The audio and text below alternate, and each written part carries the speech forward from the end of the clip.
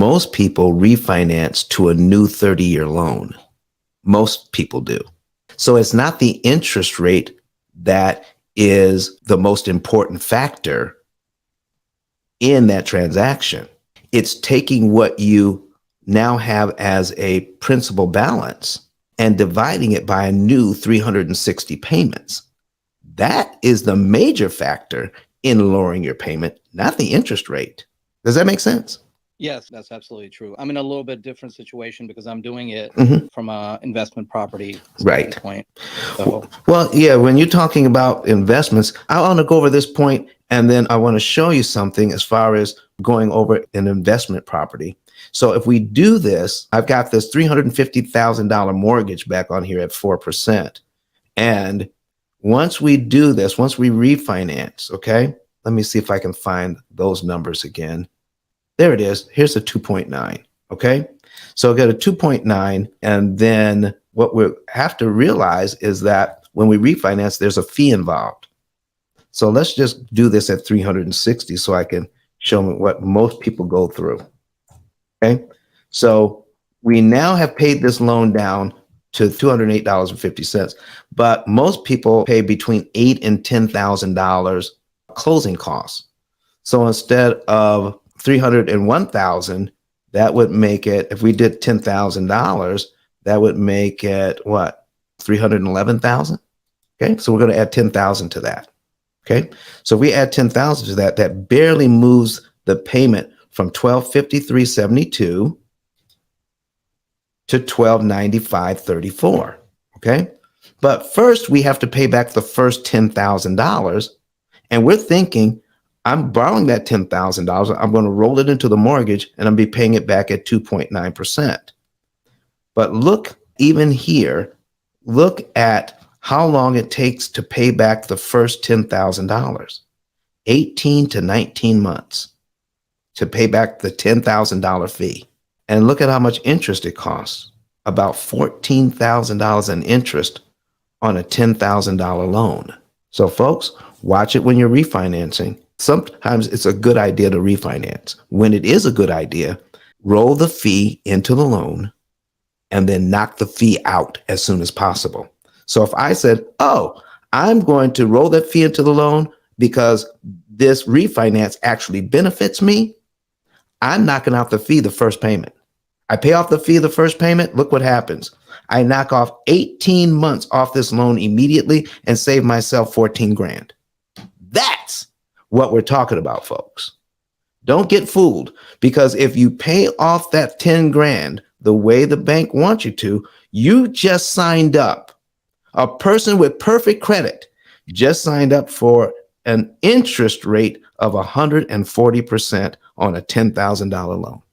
So, Yasser, what do you got from us from a real estate investor perspective?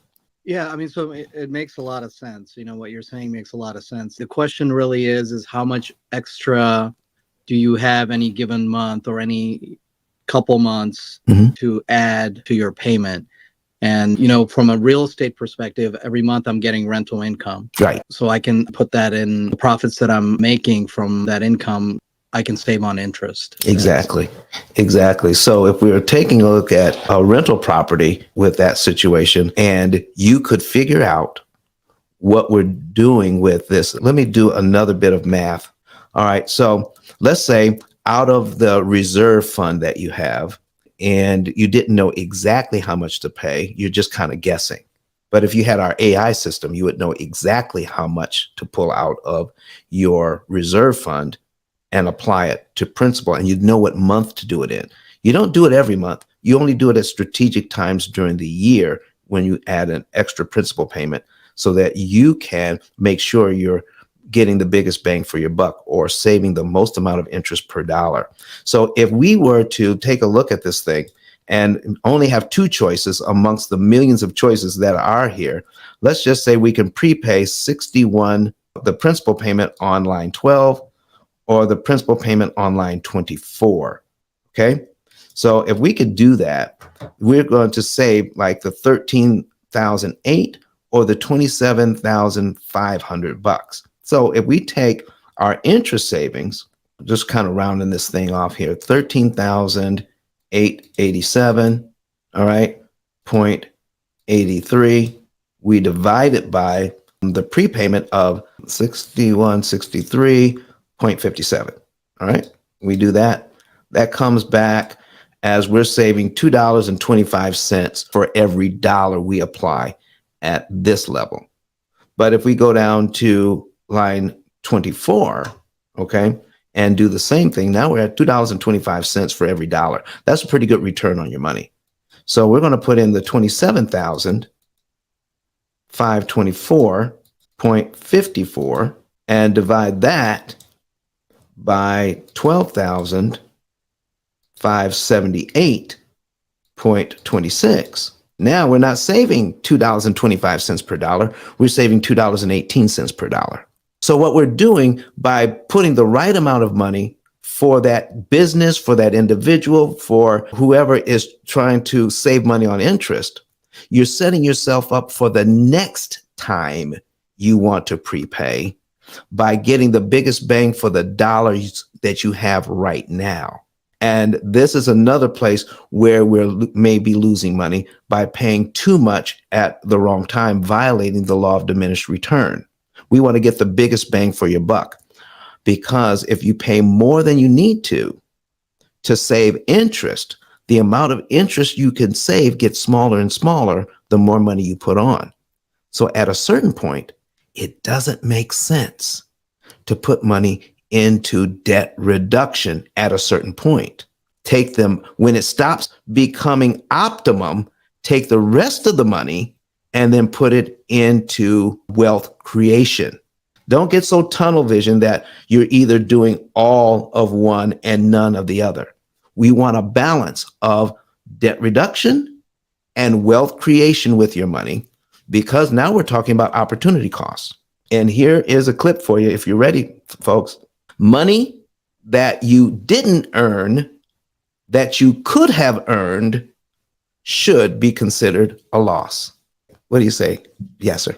That makes a lot of sense, because in the real estate world, there's a debate, between the people that say you should try to use maximum leverage, and then the other people say you should be more cautious. So what I'm hearing you say is that there's a sweet spot in the middle there where you can use the right amount of leverage to your advantage and still, minimize your cost. Right. It's called critical point analysis.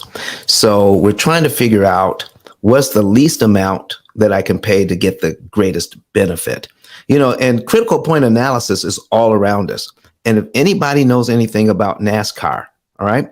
And so here's what they're doing on these banked tracks. They're setting up the car for each track that they run on, because the bank on the track, when they go around the curves, it's banked.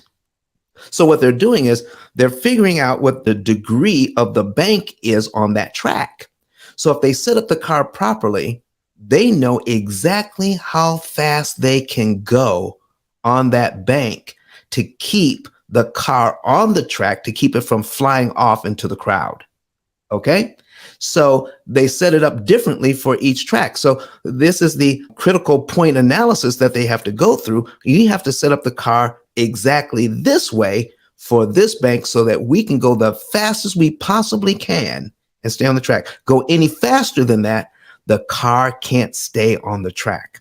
So it's the same with money. Pay too much at the wrong time, you don't get the benefit that you're ultimately looking for. And that's all we're saying. And it's a lot of math involved. So why not get a computer that's set up to do all this work for you? That's what we're talking about, Yasser. But thank you for bringing that to the stage. Is there anything else we can talk about today? No, Don, I really appreciate your time and your consideration and your kindness in addressing these issues and really providing financial literacy for the community. And that's really what this is about, is helping increase people's knowledge. So I appreciate you, and may the divine continue to bless all of you.